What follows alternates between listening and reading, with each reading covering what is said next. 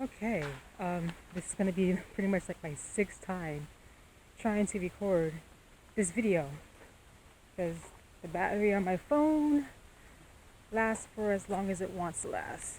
I'll keep that off a little bit longer. I throw those over there when it, you know, as I said in the other video, to keep everything warm. Okay, this is like the ultimate Bugatti of code frames, at least in my opinion. Everything's still on the side. I'm gonna have to go through this really quick because I don't want my phone to shut off again. Alright, so it's a hot frame, cold frame, sub-irrigation pot with a leveling system in it, worm tower, and it's insulated, as you can see.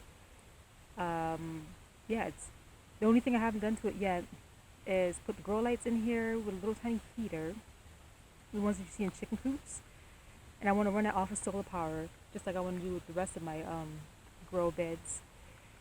And what else did I want to do? I wanted to have it tied into an Arduino, so it's all programmed to run for like 6 hours, or whenever it gets too cold or too hot, it automatically turns on by itself, and I don't have to worry about it. And I want that to be set up to my Android phone so that I can monitor everything, whether I'm home or not. So that's that. So let's get down to this box. All right, on the very bottom here, I have a heating coil. You see the heating coils? It's I want to say a couple inches underneath the box, and it's covered by sand, just regular, like very fine grit sand. And on top of that, I have more sand, and then I have this pond liner here, or yeah, pond swimming pool liner. It's, I believe, 16 millimeters thick. You want to get like a really thick one, not anything thin. I wouldn't go any thinner than 16 mil. I have 25 mil in the truck that I'm going to be using for that thing next spring, and that one. I'm going to be making those pretty much to emulate this bed. Alright, I'll put up a list in like the upper corner over there or something about all of the my mixture for the potting mix, along with the other channel where I got all the ideas from, and what I used for the subjugation pots. Just to let you know, they're like 4-inch perforated pipes. These pipes, and they have little holes cut in them so that water can seep out. Okay, and so that's on this layer. And inside there I have stuff like a nice little medium that helps it retain water but not too much water, so it gets waterlogged. And that's a mixture of like coconut coir, what else? Peat moss, vermiculite. I say that, I'm not sure if I pronounced that correctly or not. And that's 8 inches up here from the bottom. Sorry. And then I have another 8 inches, so like 16 inches in total, with a potting mix that I made. And I will put that potting mix again on the freeze frame because I forgot everything is in there. I have everything from worm castings to organic mushroom fertilizer, blood meal, dolomite, some volcanic ash, hoppy frog, potting soil or fertilizer soil, some more peat moss and vermiculite that was mixed into there. So it's like a super over the top potting mixture. I want it to be perfect so it doesn't get stinky when it gets like too much water in there or cold. I just want it to be like a nice balance. And here goes the worm tower. It's a composting worm tower. Oh, look at that. Oh, that was something that was in there. Okay. I throw some like little veggies in there, usually from the other garden since those plants are all dead. Well, the cold weather, the ones that aren't cold weather are dead. And I have about 400 composting worms in here, I want to say, that I threw in here all mixed around. This is the level check and fill pipe. I cut that in and I cut it at like a little angle, put it in there, and then tied some little landscaping fabric around it so soil medium wouldn't get into there. And I can check the water level with like a piece of wood or a stick, whatever. I have my little thermostat in here, just like in all the other cold frames. It's still at about 45 degrees, surprisingly. This is all insulated. This is not bubble insulation. This is some of the more higher grade insulation. I used bubble insulation, I believe, for the other smaller beds, but I didn't really care. I wanted to go all out on this one. Yeah, but it's a higher quality. I guess it retains heat better. And over here on the side, oh, please phone, please do not turn off on me. It's on a swivel. So this is, if I tighten up, swivel, blah, blah, blah. And so I can adjust the level higher or lower, wherever I want it to be. And I also have it so I can take this off entirely, just unscrew it. And then I can just have all the water come out to pretty much like reset the level. And it'll be just about over here, which is where the pipes, the perforated pipes are at. And I put all the landscaping stones back here to help with drainage. Oh, a piece of plastic. I also tried to weatherproof seal this a little bit. It's doing a pretty good job. It's raining right now while I'm taking this video. And this is all sealed with weatherproofing water sealer. So that's pretty much the Bugatti of grow cold frame hot boxes. I don't know what to call it. I just pretty much try to incorporate it and smash as many really good concepts as I could into one box. And I'm going to test it out and trial run to see how it runs through the wintertime. I know I don't have anything in here now, but I do have some cold weather plants like kale and kale, radish, I believe, beets, what else? Spinach, all the typical cold frame veggies that people, or cold weather, veggies that people grow during cold climates. I live in New England, so it's a 5B, I believe, climate that I live in.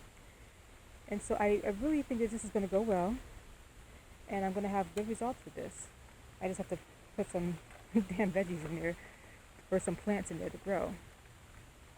And like the other beds, this one has a little spring tension on it that keeps it nice and taut and strong, so it can't be blown away by the wind, which is really nice. I'll show a back picture, the entire frame. And I already did a video on these that I'll spice into this one, but pretty much just touch base on this really quickly. This is the blankets that I'm using. This is a wool blanket, a wool blend. I'm going to see how well this works. I'm not sure it's going to work very well. I'm hoping it will, because wool it's a good insulator and should be able to hold the heat in. We'll see. I'm not sure it's going to hold up against the rain, but it's wool, so it should do well. And then I'm comparing that with this moving blanket that I have on it's pretty much my regrow box now, or my cold frame. And I'm going to try to compare the two and check the temperatures early in the morning where it's still super cold, and see which one was able to retain the heat better, if it was the moving blanket one or if it's the wool blanket one. I'm not sure who's going to win. I kind of have my money on the wool, because I'm not sure how this is going to hold up in the rain, which is when I wanted to test it. I wanted to test it when it was cold and rainy, to see just how well it can stand up to the rain, repel water, and retain heat. And FYI, for the cannabis plant that I have in here, that thing is the most stank weed I have ever smelled. I think I have something going here. I got it from my friend, so I'm not sure about the strain, but I think it's going to be really good stuff.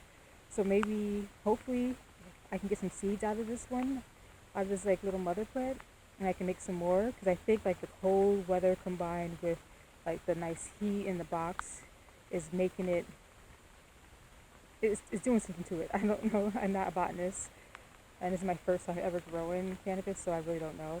But it's growing out pretty good, and I'm really, really excited about it. So that's that. This video is almost 10 minutes long. This phone's probably going to shut off soon because the battery is garbage, and I can't find a better battery anywhere. So I'm just going to leave it here. Ciao. Thank you for watching. Go out there, I guess, and grow something. Bye, everybody. Hi, sorry the audio quality is pretty bad. I have a really crappy mic. Alright, on to it. That is a heating coil that's in the bottom of the grow bed. Excuse me. And you just have to make sure that it's not touching each other when you install it. It's on the sub-level, of course, of the bed with some sand over it, maybe about like half an inch or so of sand. And when I'm doing it, I have to make sure it's completely level. And then when I put the the raised bed on top of that, I have to make sure that is completely level as well, like all four corners, the middle, the sides, and also that the sand inside of it is also completely level with the corners also not being raised up. Because if it's not level, what's going to happen is when you fill it up with water, you're going to have it lean into one side, and then your plant roots won't be able to get any water because all the water is on the other side of the grow bed.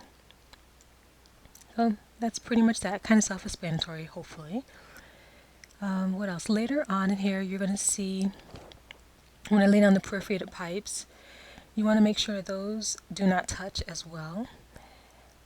And that when you stuff your medium in there, that it's kind of well compacted. Not super compacted, but compacted enough to where it's going to be to make sure that the perforated pipes stay away from each other. They have, a couple of, not inches, but a couple of, I don't know, what, like 3/16 or 1/8 inch, whatever, apart from each other.